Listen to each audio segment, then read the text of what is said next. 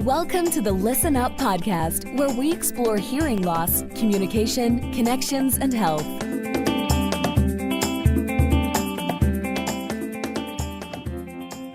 Dr. Mark Sims here. I'm the host of the ListenUp Podcast, where I feature top leaders in healthcare. This episode is brought to you by Arizona Hearing Center. I help patients to effectively treat their hearing loss so they can connect better with family and friends and remain independent. The reason I'm so passionate about helping patients is because I lost my brother Robbie twice. First from his hearing loss from radiation to his brain tumor, and again when he passed away. I only care for ears. I'm the ear of ENT who has performed over 10,000 surgeries over the past 20 years. I'm the founder of Arizona Hearing Center. I'm the author of Listen Up. Go to listenuphearing.com, or you can go to AZ Hear and contact us with questions or email us for any problems or questions you have. Today, I'm really excited. I have Dr. Drew Dundas here. He's with me where he is an awesome audiologist. He's the vice president of audiology and product strategies at Earlens. He is an accomplished academic audiologist who worked at the Cleveland Clinic, Vanderbilt, and UCSF. You know, guys know that, but those are all heavy hitters in the hearing and hearing loss world. I've worked with him in terms of the Earlens, and he provides an excellent bridge between the Earlens and clinical practice. I'm excited to have him today on Listen Up. Welcome, Drew. Thanks for coming. Thanks, Dr. Sims. It's a pleasure to be here with you. Sure. That's great. Hey, so, I'm always interested. Tell me about your journey. Like, how did you get, everybody always asks, like, well, I started out as a young man and I ended up being an academic doctorate audiologist. How'd you get there? Cutting down on the long story, I was really interested in trying to get into the space program when I was high school and undergraduate. And I had studied neuroscience and physics in my undergrad and thought that that'd be a great underpinning. But I happened to take a course that was related to hearing and balance and how the ear was able to control for those things or contribute to those things. And I got just absolutely fascinated about it and realized that it might be a great way to get into the space program to be studying balance because of the issues that they have on the ISS and adapting to life in space. And ended up taking a master's degree in audiology and kind of got sucked into the dark side of the hearing side instead of the balance.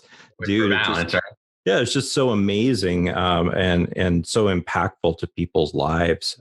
So I've been very fortunate to kind of work my way through and the academic system and, as you mentioned, work in such great leading places where creative thinking and research is really encouraged. And it's been an interesting journey. Oh, that's great. Thanks for sharing with me. So you still want to go to space?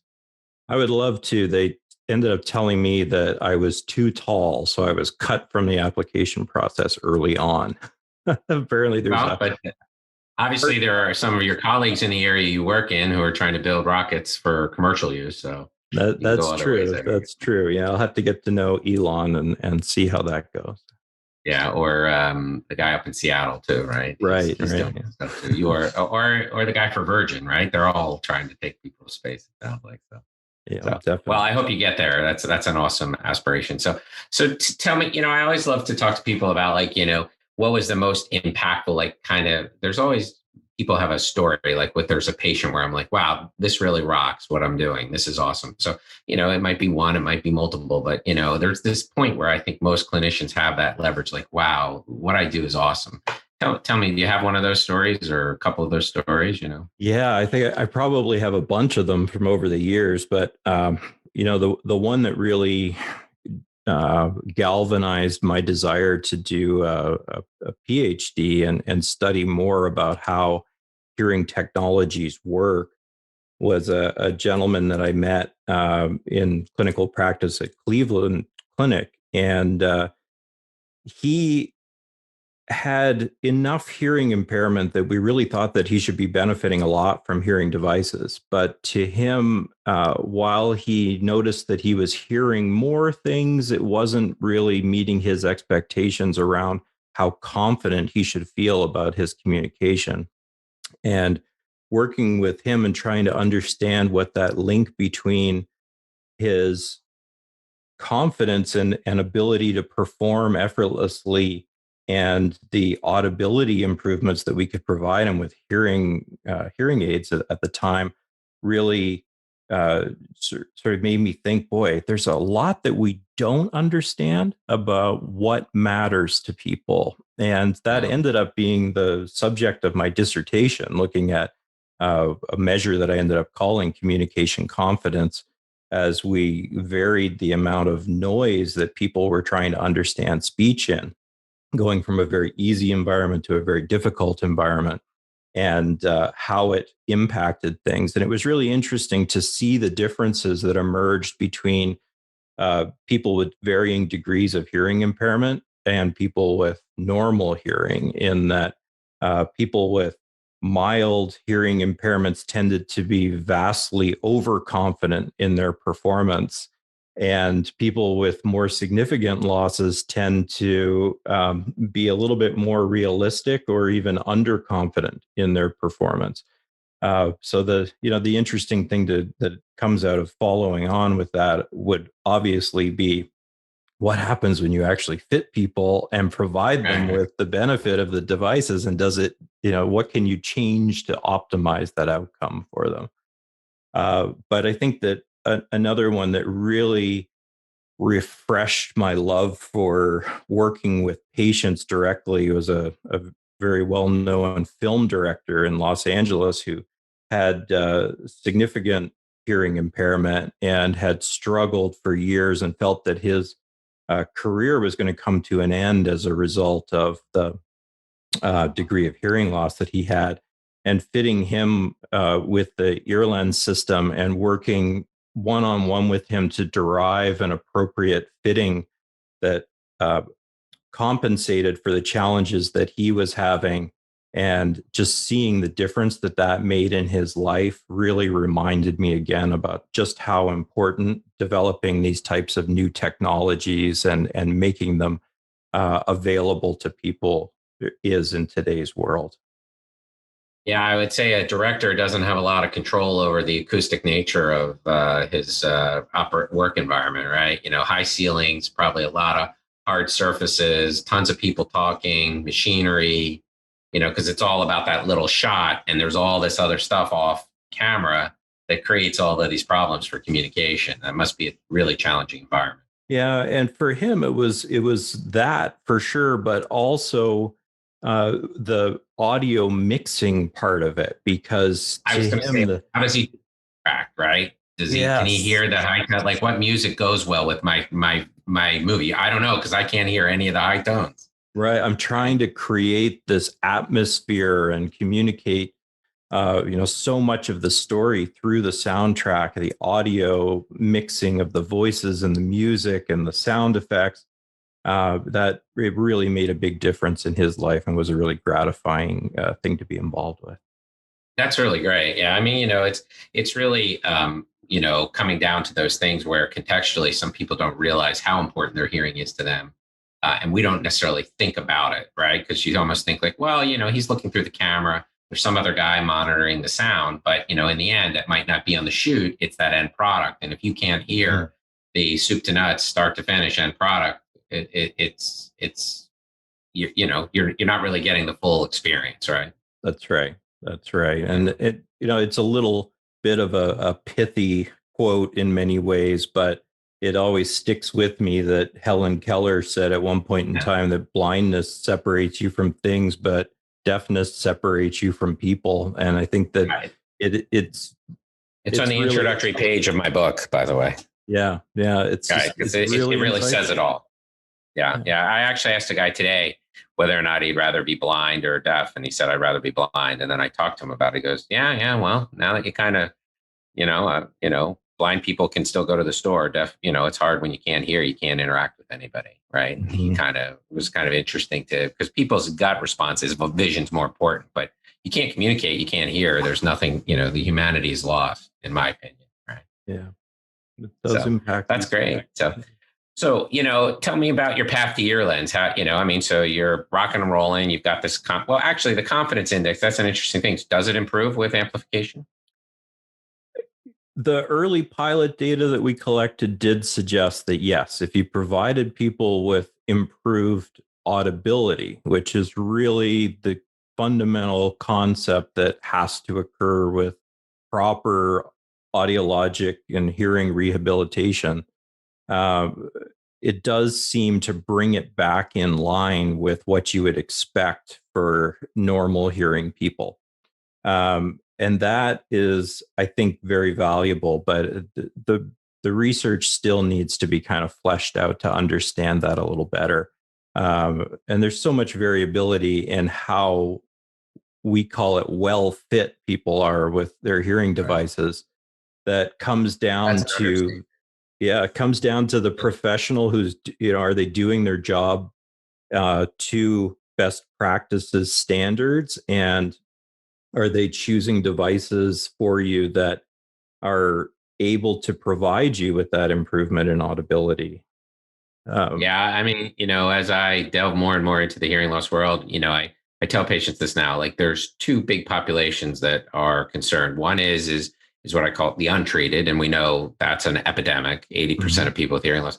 But there's a whole nother world, and that's the undertreated hearing loss, right? So people who actually think their hearing loss is treated, right? Because they've got devices, but they don't actually realize that their audibility to what you're talking about is not maximized. And so the big thing I use is and it's like people are used to it. I use blood pressure as an example, right? You go to your primary care, your blood pressure is 210 over 110. Your primary care doctor gives you a blood pressure pill. Now your blood pressure is 160 over 90. So you can walk around saying, hey, my blood pressure's treated. It's just not well treated. And I think, unfortunately, there are a lot of people out there from a hearing loss point of view, because it's like, they get hearing aids and it's like giving somebody a blood pressure pill and then never measuring their blood pressure again, right? Because they don't get follow-up, they don't get validation, they don't get anything that shows that the treatment worked. And so I always say to people, like, look, you need it validated to make sure. And I think that's a huge thing in terms of all these problems, right?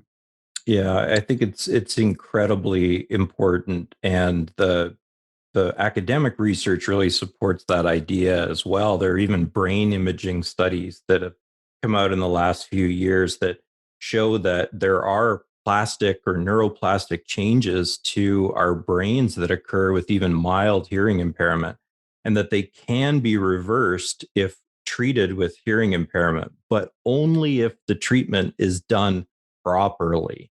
And this is what worries me about the rise of many of the direct to consumer and over the counter type devices that really treat it as if it's reading glasses. You put them on, I can see, great, I'm good to go. That's not what hearing is like. It's a much more complicated experience and a much more complicated system to address. Right. And I actually use vision a lot. So I always say to them, how do you know what you don't hear?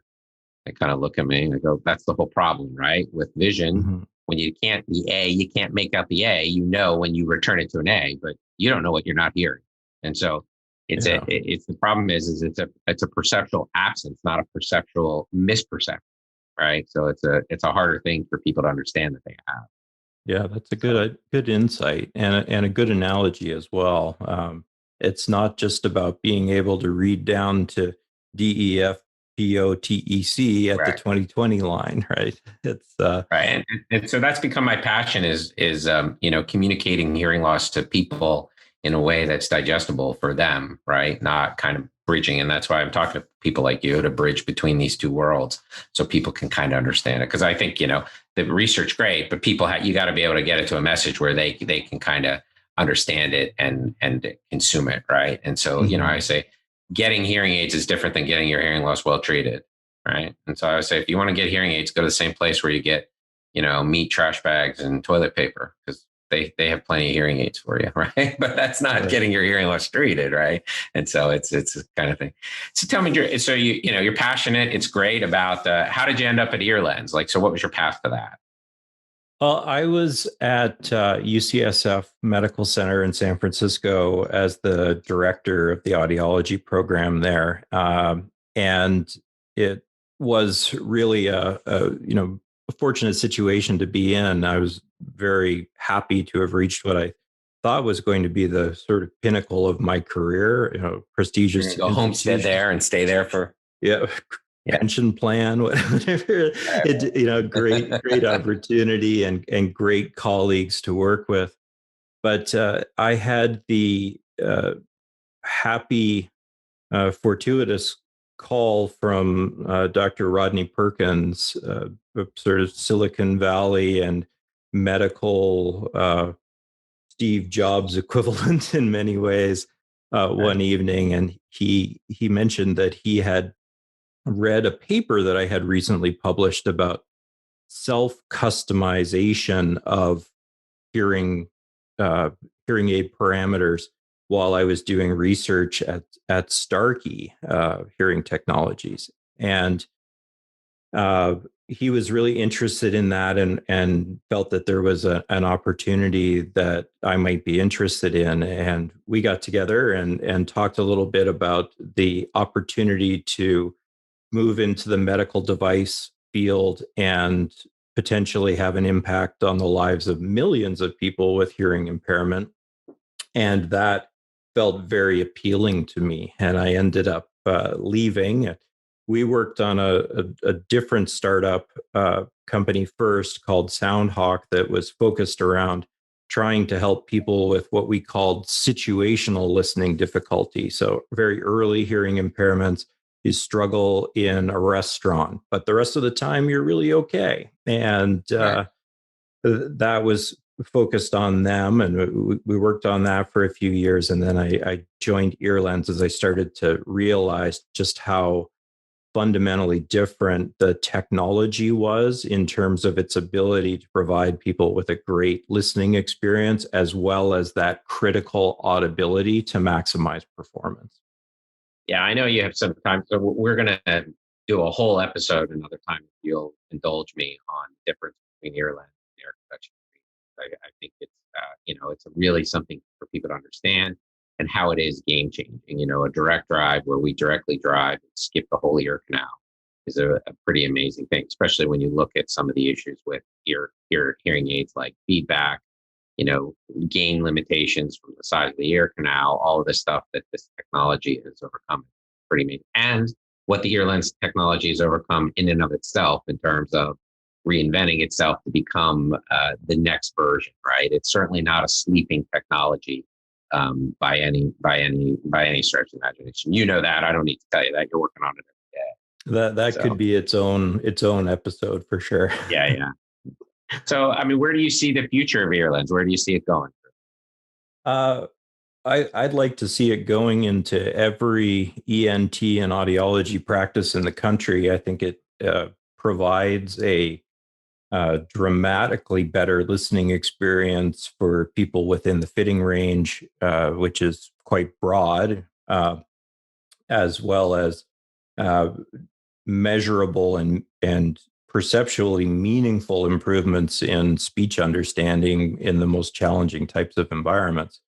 But I think that what's really interesting about it, and I look forward to being able to talk about it in more detail, is that with having the direct drive lens on the surface of the eardrum for long periods of time, even when you're sleeping, for example, the potential exists to be able to capture lots of really interesting biometric data in addition to providing a great listening experience.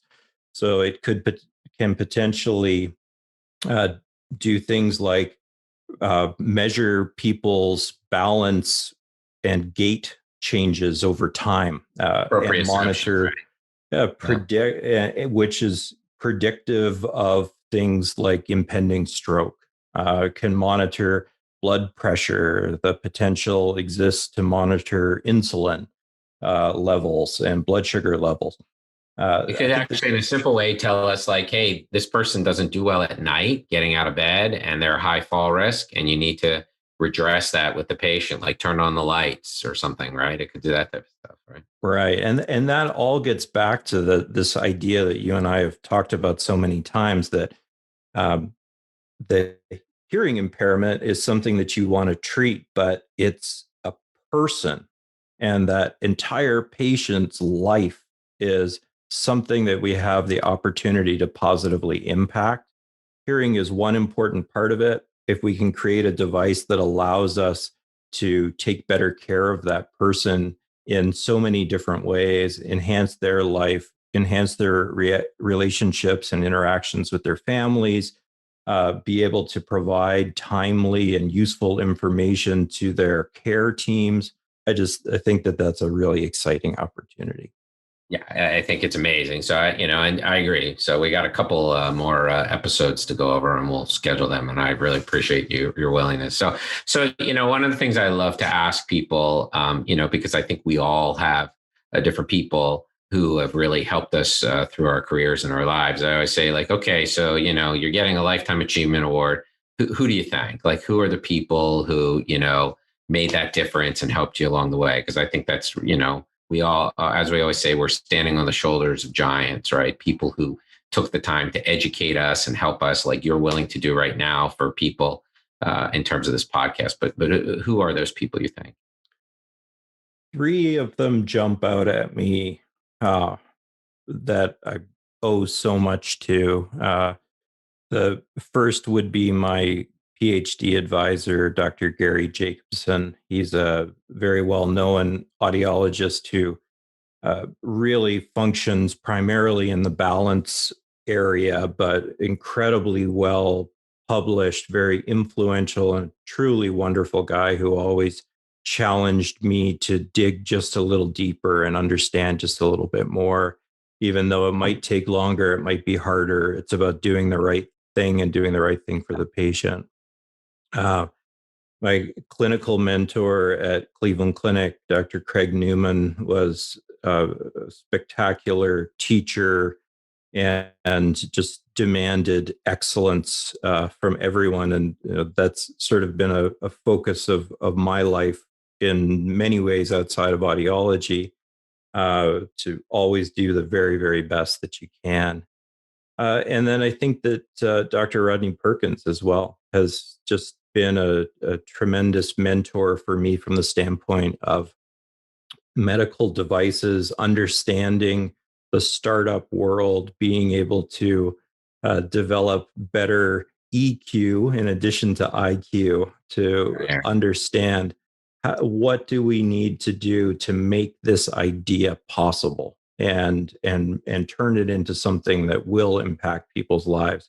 There's so many great ideas out there that never see the light of day because people are not able to communicate them in a way that grabs the attention of the people who can make it possible. And Rodney is just a fantastic mentor in developing those areas and learning about that business.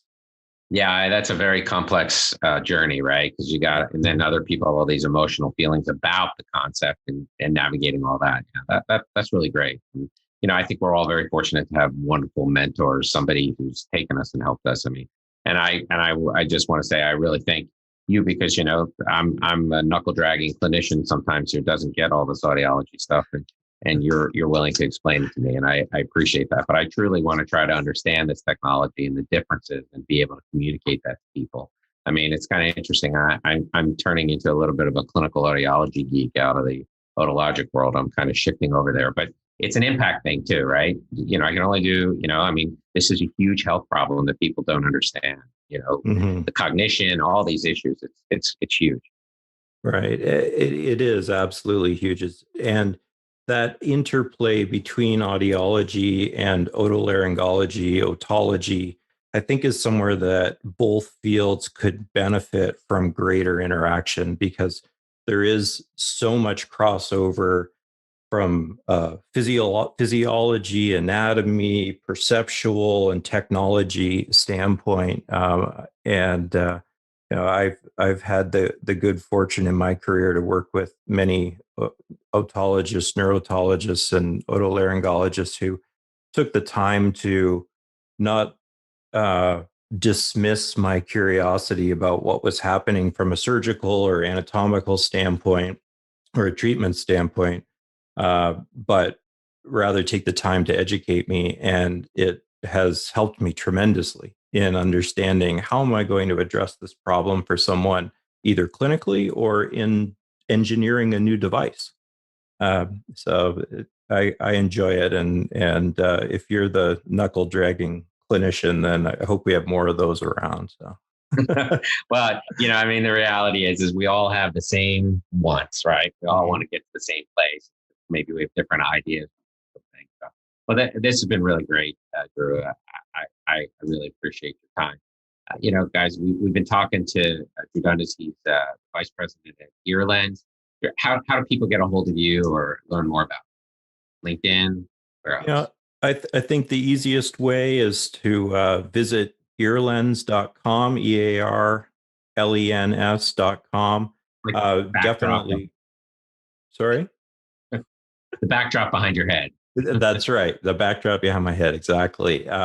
Just learn a little bit more about that technology. Always love to hear from people and understand how we can better meet their needs. Our customer service line is a great way to get in touch with me as well. So be happy to take a call. And I appreciate you having me on, and I look forward to future conversations. Yeah, thanks. I appreciate it very much, Drew. That's great. Thanks for tuning in to the ListenUp Podcast. We'll see you again next time, and be sure to click subscribe to get updates on future episodes.